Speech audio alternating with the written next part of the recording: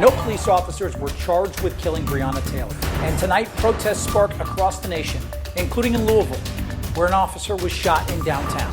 On Nightside, we'll take a deeper dive into the decision, what this brings for future cases here at home, and why for so many, Breonna Taylor's death was the final straw. See the world in sharper focus. 10 Tampa Bay is next. 10 Tampa Bay is sponsored by Morgan & Morgan, for the people.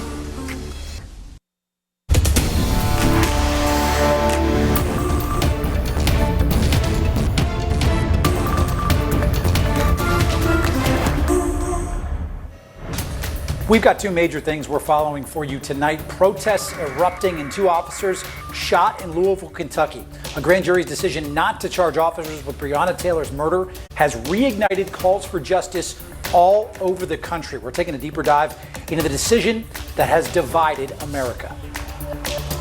And what a huge night for our hometown Rays and Lightning. The cap comes back for the Bolts, sparking a massive Game 3 win in the Cup final. And the Rays just brought the division title home for the first time in a decade. What an exciting time to be a Tampa Bay fan right now. Glad you are up late with us on this Nightside. I am Ryan Bass. The Bolts are 2 wins away from bringing home the Stanley Cup. We'll catch you up on Game 3 in just a minute, but guys, we have to start here. The unrest is everywhere. Tensions, emotions boiling over in Louisville tonight. The Louisville Metro Police Department says 2 of their officers have been shot. Both are in stable condition at a nearby hospital at this time right now. Still not sure if their shooting is connected to the ongoing protests that we have seen in that city. Now, as it's turned nightfall, protests have become more contentious after the grand jury announced this afternoon that no officers would be charged after shooting and killing Breonna Taylor back in March in her own home during a drug raid that went wrong. As for those officers that were shot tonight, the police chief says both are expected to survive, but again, they are in the hospital right now. The mayor in Louisville had issued a curfew to try and keep protests from getting out of hand, but you can see things are pretty contentious down there. Again, we don't know if the shooting of those officers is connected to these protests, but we do know that one person has been arrested. We, of course, will update you as we know more. Now, Louisville, far from the only place that is seeing protests tonight. You're looking live right now at New York City. You can see a lot of people out there right now, marchers reigniting their calls for justice in NYC. We also saw marches in dozens of other cities, D.C., Dallas, Atlanta, L.A., and much more as well. Now, Louisville may be the center of unrest, but like other cities, St. Pete saw protests too, frustrated over the lack of justice for Breonna Taylor. Peaceful protesters gathered outside City Hall in a show of solidarity before marching along Central Avenue downtown. Things then spilled over into the streets near Beach Drive later tonight. Now, demonstrators say they want to see change within police protocols to prevent more killings. They also hope to change hearts and work with those committed to pursuing justice. Her life mattered just as much as George Floyd, just as much as Mike Brown, just as much as Trayvon Martin. And people need to understand that it doesn't matter your gender or your age, that people being murdered by the police without accountability is wrong. Now, those protesting tonight also say they want to see more community control in law enforcement. They would also want money diverted from policing and into more community programs. Now, Breonna Taylor's case has been the subject of protests since early in the summer, along with the killings of Ahmaud Arbery in Georgia and, of course, George Floyd in Minneapolis. Taylor's case specifically, though, got attention for the change it has brought to no-knock warrants across the country.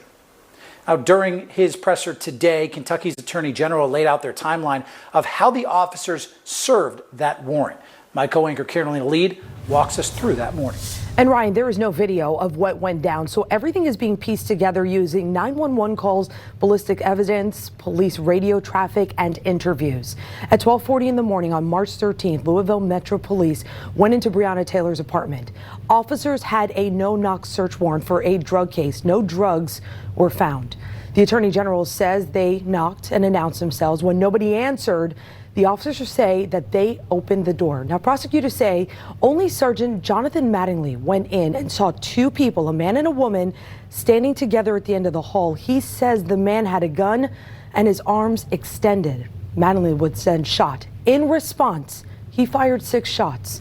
Detective Miles Cosgrove was standing in the doorway and shot 16 times. Now former Detective Brett Hankinson fired 10 times from outside. Those bullets went into Breonna Taylor's apartment and a neighbor's home. Of all of the shots fired, Taylor was hit 6 times. Prosecutors say an FBI analysis determined that the bullet that killed Taylor was fired by Detective Cosgrove. Mattingly and Cosgrove were justified in the use of force under Kentucky law because Kenneth Walker shot at them first. The grand jury came down with 3 charges against Hankinson for putting 3 people in Taylor's neighbor's apartment at risk by firing those shots. He is out on bail tonight. No officer was directly charged in the death of Breonna Taylor. Now, the charge for that officer is called wanton endangerment. Today's ruling left 2 big questions. What exactly is that charge, and why is there a discrepancy over the no-knock warrant? 10 Tampa Bay's Josh Sidorowicz takes a closer look for you. Now, to that end, Kentucky's governor has called on the state attorney general to release as many findings in the case to the public as possible. This case sparked change to policing in many places, including right here in the Bay Area. Tonight, we got a sharper insight into why Taylor's death has resonated throughout the nation, from the NAACP president in Manatee County. When you have an injustice in your home or in your community, it's an injustice everywhere. So for us to say that this is something that has been a scar on us for years and years and years, we got to start dealing with that. So I truly believe in actually making sure that we put pressure where the pressure should be, and that's allowing the police to know that we're not for defunding the police, but we are going to hold you accountable just like you hold everybody else accountable. We have got so much more on the decision in Breonna Taylor's case and the fallout that it has followed. Check it out online. We'll post updates there as well and on our app.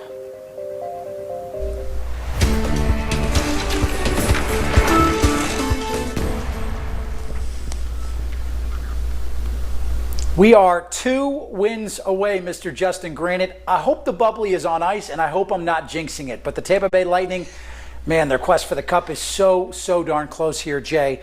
Tonight, fans watching at Thunder Alley certainly had a lot to cheer about, especially even before the puck, because the captain returned, Jay. Rye, it is one of the best nights in Tampa Bay sports history. And the return of Steven Stamkos, that was only the beginning of it. A title for the Rays and 1 win closer to a cup for the Bolts.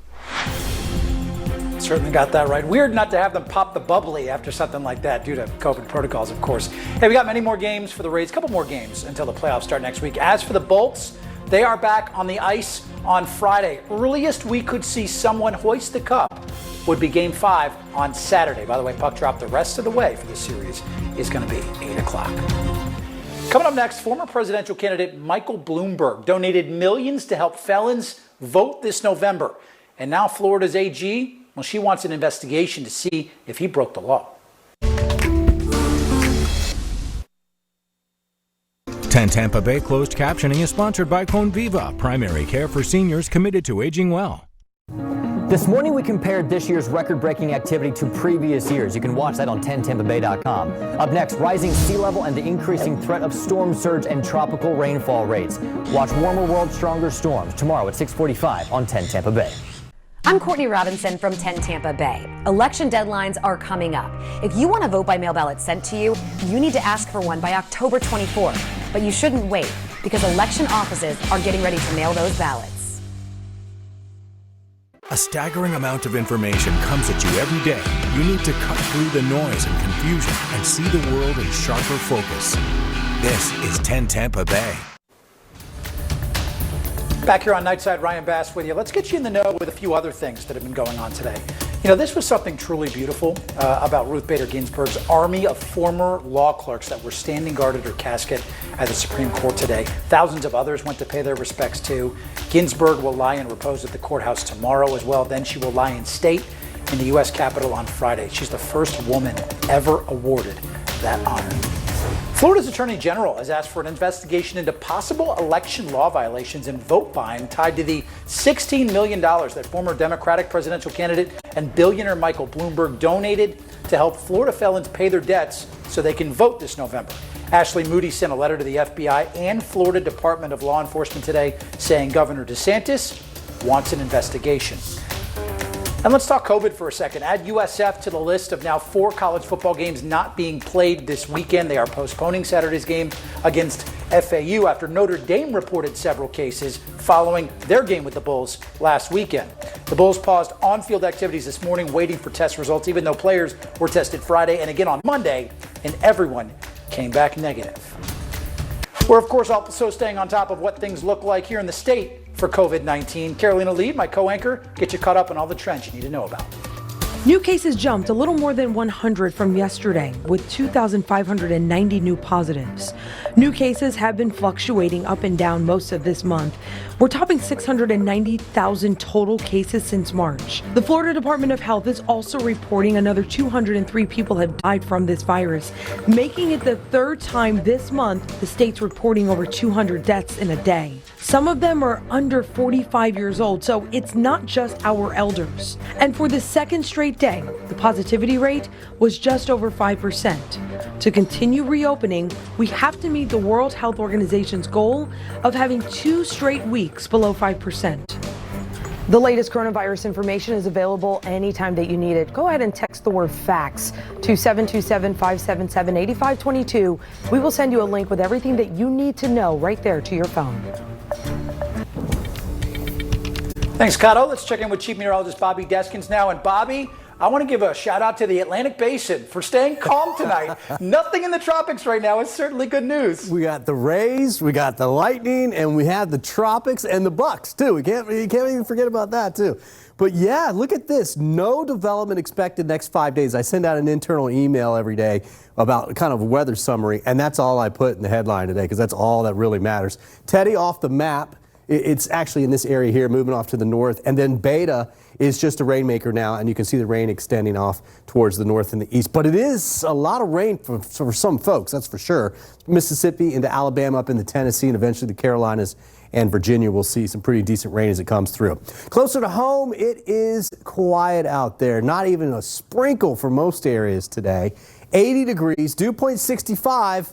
That's creeping up. It was about 60, 61 degrees this time yesterday, so it is getting higher, and it'll get even higher as we go through the day tomorrow. You're going to feel the humidity returning by the afternoon.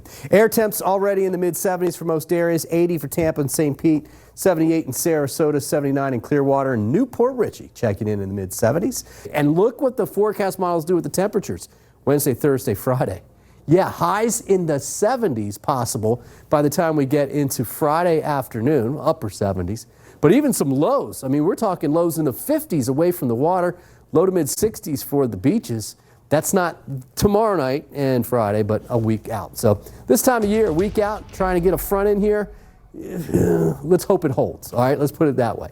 7-day forecast is showing the heat and humidity back for the weekend. Again, it's not a rain out, but watch out for those late day showers and storms. The Rays, they won the division. The Bolts are on the cusp of a cup. You want to hear more? So do I. My man JG has you covered next.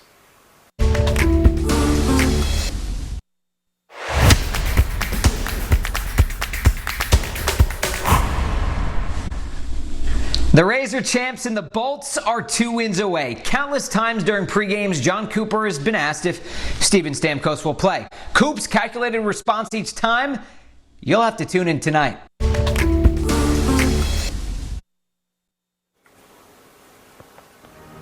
We got some good reasons to smile tonight. Let's start with our animals. Who loves animals, huh? So 2 southern white rhinos explored their habitat at the San Diego Zoo Safari Park on World Rhino Day. That was a thing this week. They got to meet some animal friends too. Impalas, giraffes, crowned cranes, roll around in the mud. What a day, man. Sounds like a great day to me. And then how about this? A 96-year-old with the form of a 20-year-old. Meet Sarah in Pittsburgh, who is still one of the best when it comes to knocking down pins. She became the first at her local bowling alley to bowl a perfect game. She says God blessed her with good health, good family, and a good right arm. I bet you she's a better bowler than Justin Granite, too. Definitely better than me. All right, so we got the Rays, who clinched the crown in the AL East. We got the Lightning, who win back-to-back games in this series and are 2 wins away from a cup. And my Miami Heat, 1 win from the NBA Finals. What a good sports night, ladies and gentlemen. We'll see you Friday night for Game 4 of the Finals. We'll see you tomorrow on Nightside.